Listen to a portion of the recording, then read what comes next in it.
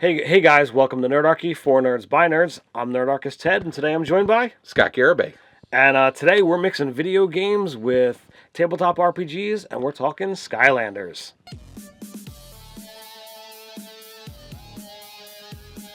Jump down the description below where you can sign up for Nerdarchy the newsletter, get weekly gaming tips, as well as learn how to game with Nerdarchy.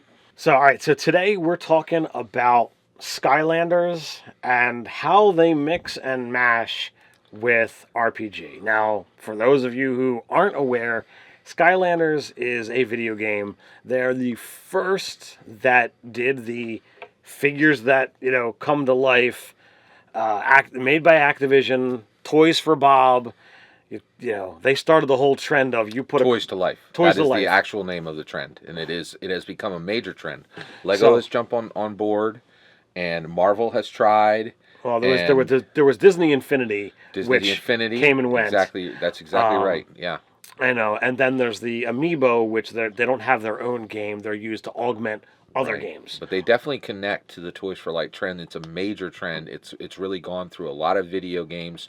Battleborn mixed in a little bit, and there's a large number of like app games that work with this as well, but they don't dominate the field like the way Skylanders do. Oh, exactly. Skylanders is really exactly like Magic the Gathering. It was the first out of the gate, and it really doubled down, and it really has maintained control of the Toys to Life market, in being that they are putting out the best, and they're putting out the greatest frequency, and they're meeting, I think, with the most success as well. So they're up to the six games. You've got in 6 years, 6 games in 6 years, which is pretty incredible.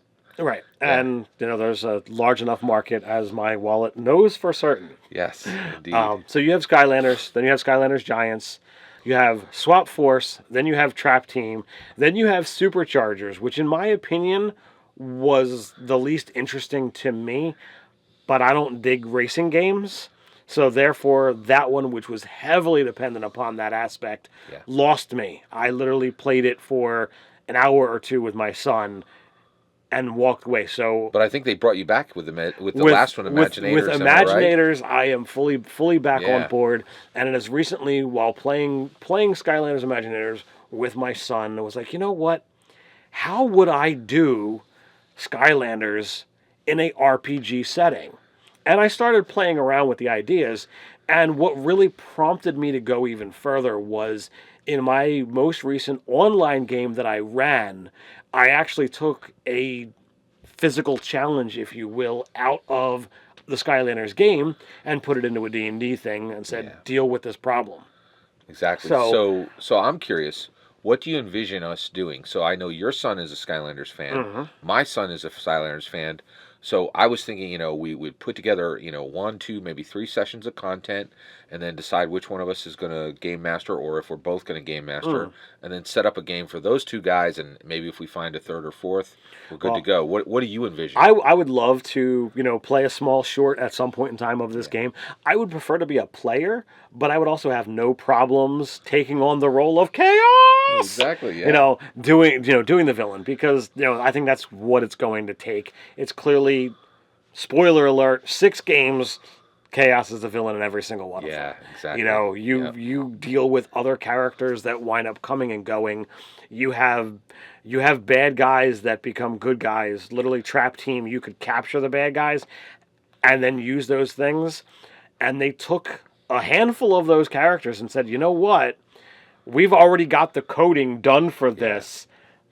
Let's put it in a dude and allow them to put it on the portal. So I think this is a brilliant idea, because I think this game absolutely lends itself extremely well to a tabletop role-playing game. One of the things is this game, unlike any other video game I've ever seen, the minis are amazing and they're ready, right? So I think clearly we would use the figures as minis. Yes, I would. I would totally want to go down that road. Now, could you talk about the figures we see here and just talk about aspects of figures for Skylanders? Okay, all right. So these guys are all figures that are currently available for the Skylanders Imaginators game. It's the most recent one. Typically September has been the release for the new game, at least dating back through the years that I've been playing. So this is Chaos, as I previously mentioned. He is your primary villain, yet you can get him for the actual Skylander game Imaginators. All of the figures that you get they don't work backwards unless that character already existed in that game. Right. So, but they all work forward. Right. So he's your villain. He is a lot of fun to play in the current game. We have Hoodsickle. So he is a sentinel. In Imaginators, every character has a battle class as well as an element. And we'll get into that in just a minute. So he's a sentinel, and he is dark. Then we have Dr. Crankcase. He is a quick shot, which means he's got 2 weapons, and what do you know? They fire quickly, and he is a tech. So there are 10 elements, and it is only in the more recent games that they upped it from 8 to 10. So you have Earth, Air, Fire, Water, Magic, tech, life, and undead. So those are the 8 primary that exist through the first handful of games. Then in was it Imaginators or was it Superchargers or Trap Team? I think it was in Trap Team where we brought the next 2, which was Light and Dark. If you guys out there are Skylander fans and you want to confirm or correct me on that, I would appreciate it. But that's to my best recollection. I tend to get super into it and play through, try to get as many stars or achievements or whatever, and then I just sit back and wait for the next game to come out. I hear you. Now, actually, I think the game itself, one thing that's going to be really awesome about it is we have built-in figs. Well over 100 different figs have been made for this. Hundreds. I mean, I literally have, probably close to 300 or 400 of these things. Exactly. So that's going to be really nice to be able to give our players a really good selection of miniatures, and then also to be able to bring in villains. So I think that's one of the first things we need to talk about. So we want to be able to use a lot of the villains, and so one of the things I was thinking is how do we structure it, right? So I think the key is those 10 elements, right? So at that point we might say, okay, chaos has taken over air and life, right? And so figures from that grouping, he has mastered those, and then the players have to choose from the other 8. Okay. Right? And then once that's done, we can bring in those guys, and then Chaos could be trying to bring in one of the other elements under his full control. And so at this point you almost get a war of, is your element going to get absorbed by chaos? What happens if a player character has an element where his entire element has been absorbed by chaos? Can he fight through? Does that mean the death of that character? All those kind of things. So that actually comes into, number 1, what system is this being run in? And I know you had some ideas as well as I had some ideas. So you had some ideas. Let's talk about our different ideas on how we can run this. What's your thoughts? Whatever rule set you choose is going to really dictate a lot of choices that the GM is going to be able to make. Number 1, you can take the concept of Skylanders, the hilarious villain who is an idiot but powerful and successful, but yet able to be beaten once you've uncovered his plan and go through it. But it can be done in D&D. You use all of the standard rules. You use monsters that are right out of the books, but your villain is this child who has got way too much power. Doable. No problems. I think the easiest in scope would be to do it as Fate. Use the Fate core. That allows you to have this narrow concept of, okay, well, if you want to use the current rule set of Skylanders Imaginators, all right, you get associated with an element, you get associated with a battle class, and yay, great. Now, you could associate those things to a D&D character as well, and it's easily done. I mean, let's face it, your fighter could easily be a knight, a sentinel, a smasher, all these martial things, or you could wind up going into archery as well. If you are playing a mage type character or even a cleric, you could easily fall into the sorcerer class.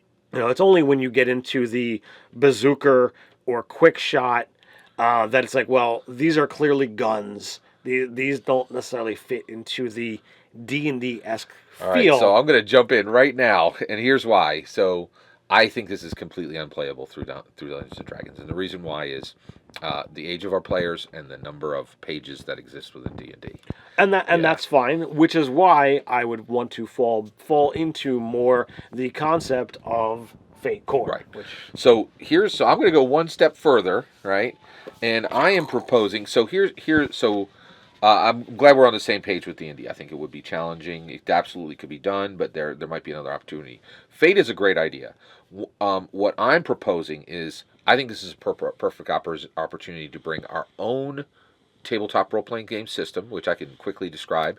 And then also, the thing that I think is really great is we're going to go with a one-page rule system. And the reason why is Logan is 10, and actually, yeah, and then whereas Teddy is 9. Yeah, so exactly. So, and so to me, to bring a one-page rule set, there is definitely enjoyment to be had in making a low data set. For me, I tend to want to lean towards the more tried and true type stuff, and that's why I would go ultimately to my third option, and probably the best choice for running this would literally be No Thank You Evil. Interesting. Behind you on the shelf here, and I've run this. It's you wouldn't play it in their setting. You would obviously have to be doing it there, but because it's built on the Cypher engine, that allows you to be like, oh, well, I'm this thing that does this, literally, and I can map it. Yeah, you'd be able to map That's it a great to point. all of that, and all those typical things are out there, and you'd be able to describe your character exactly how you want. No, you want to be trigger happy. Okay, well, trigger happy is a tech element because that's already been determined, and because he's using 2 guns, well, he's clearly a quick shot. If you really cared about the battle classes, but you'd be able to go in and you'd be able to do those type of things. So apart from picking a rule set, what do you feel is necessary to actually really give the theme of Skylands? Yeah, what absolutely. it actually It's is? a great point. So one, I think the game in many ways built itself, and so we only have to figure out those few things that we need to determine. So one, the figures are already set. We already have that in place. We definitely use them. We build the game around having this really vibrant, robust, visual miniatures combat as much as possible, because the game lends itself to that. Then I think from there, what we want to realize is, how do we structure the gameplay? So one, if we're doing a one shot, honestly, I think that's going to be fairly easy. I don't really think it would be difficult, but I would actually, in my opinion, what I would structure the entire campaign on is really 6 sessions, and bring the flavor of each one of these into each session. Okay. So start the first session with Spyro's Adventures. Any characters can be brought in for player characters, but all the NPCs are going to be those old school guys coming in from the first game. And then as we do each iteration of the game, each session, the group of allies and the group of enemies grows. That's another thing, is I would be attaching allies to each player character, where they have another figure that's not their player character but is within their team, who's helping them every step of the way, and then that gives them more options to choose from their favorite characters, right, and things like that. Yeah, absolutely. So I was looking at more of a gameplay and what do you see as far as what to expect. So number one, I would want to take in that there should be, you're going to have to figure out a puzzle, even if it's not done the same way as, you have to move these blocks around using this specific pattern. I would remove I would remove that, and I would give it a little bit more free form that doesn't exist in the video game. I would totally keep Eon and his, I'm assuming it's Eon's power that is you fall. Well, you don't fall to your death. You just materialize back wherever you were. Agree with So, that, I think that is something that needs to be present in the game. There should be some kind of physical challenges that, you fail your roll, you take a little bit of damage, but you move on. I think whatever system you use, I think that should be something that is ever present. Whatever you do, there should be some form of leveling up, but I would actually remove the time of, you level up mid-combat and therefore, like, everything around you because you leveled up dies. I don't think that's something I would want to move into the RPG thing, because that actually is a type of XP gaining that I don't actually, as a DM, do. It's interesting. I don't give XP the moment something is defeated. I tend to do it session by session. I think I would go a little differently on you now. Okay. And we don't have to decide now, but I would definitely go into that. In that, the more I think about that, the thing that's really unique is, I wish that was in Dungeons and Dragons. I just leveled, boom! All these goblins are dead. Just witnessing my power increase. Yeah. So something that exists within, and I think that's one thing we do want to watch as we go forward. If like you're saying, hey, it's important to me that we don't do this, we could definitely leave it out. But I like the idea if this doesn't exist in any other RPG game, let's bring it over. I would say it's, number one, especially doing it for youngsters. While my son is pretty decent at math, he's in the advanced math class. Like, I don't think it's something that children are going to be thinking about. It's okay, well, am I close enough to level, and am I keeping track of these numbers climbing? If it's literally like, okay, well, I'm giving chips. Yeah. And when I get to 10, I turn it in for boom, a level. happens, That could be easier to do. But if you're literally tabulating, well, I need 572, they're not gonna be looking at one of the things I'm actually really very excited about this, and one of the things why is it almost writes itself. It's almost like completely done. Mm-hmm. And the reason why is the allies. There's so many of them. There's Mabu Pilot Flynn. There's Mabu Adventurer Callie. There's Master Eon's Mabu assistant Hugo. There's the Woodborough inhabitants Tessa and Whiskers, who hangs out with her. There's the fairy Persephone. There's the veteran Mabu Buzz, and then also every game the locations are already set. Like we can describe them. We know exactly what they are. But they've added even more throughout the series. Yeah. I mean, you have to figure in Mags, the crazy girl that likes to blow everything up. You couldn't have Skylanders without having blobbers and be like, would you just shut up already? I can't stand your voice. Yes. But whenever he talks, you can't skip him. Yeah, it's he's like, the best. Yeah, exactly. Now, one thing I did want to I didn't want to forget to talk about this is, I think we need to be able to do melee, ranged, and AOE.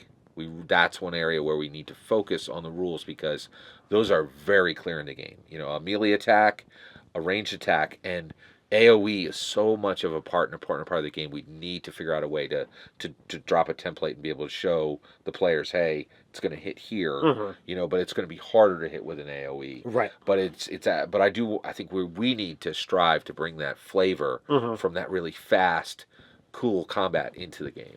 Yeah. Well, I mean, you would literally determine that on how characters are built. Right. And you could be like, well, you attack an area and you do less damage, or you could attack a lone thing and do more. So however you streamline how damage is done, it could literally be like, okay, well, you can do a die 6 to this area, you can do a die 4 to this area, or you can do a die 8 to one dude. I'm going to continue to try to win you over to our own rule set. Well, and here's what I would say. Honestly, I would say melee attack 3d6, range attack 2d6, area of attack 1d6. And I think that's one of the things I'm really excited about, the idea of building our own, only because I really feel one of the biggest things, and I think we need to take an opportunity now to talk about this, one of the biggest problems we've had in tabletop role-playing games is that younger players are not coming in at the same rate. Older players are returning, and the same rate older players are going deeper into the game. Well, I'm finding that, I'm learning more and more as I reach out and talk to people. Like, you're teaching your kids about it, and I'm teaching my kids about it. Dave is teaching his kids about it. I gamed with somebody, and they're like, "Oh, well, my dad taught me to play when I was 14, and I've now been doing this for a decade." And it's like, okay, well, clearly something that you did with your father has held true. And you've moved beyond gaming with your family and your family's friends, but you're now gaming with other people. So, like, clearly it's sunk in. So, like, I don't think this is going away. And, we meet people all the time who are like, oh, well, I picked up D&D just recently, and, I love it. So it's not like it's still going on. Yeah, exactly. It's not like it's going away. We're making some traction. Absolutely, yes. I totally agree with that. But I think there's just so much here. Another thing that I was thinking about is just what are the universes for Skylanders. So there is the Skylanders universe, but one of the things they did very early on, and that's very exciting about the game, is they connected the Spyro universe to it. So one of the things I was thinking is we might be able to bring over some of the dragons from the Spyro game, and that would really help my son Logan because he's a huge Spyro fan. I never played much of the other games. But Spyro was literally like considered the main character of the games, and even at Imaginators where we are now, like Spyro is still like one of your primary contacts. Now I will say that Imaginators definitely was divergent from the rest of the games because it through the actual power scope of the game, it actually encourages you to only play with the new figures.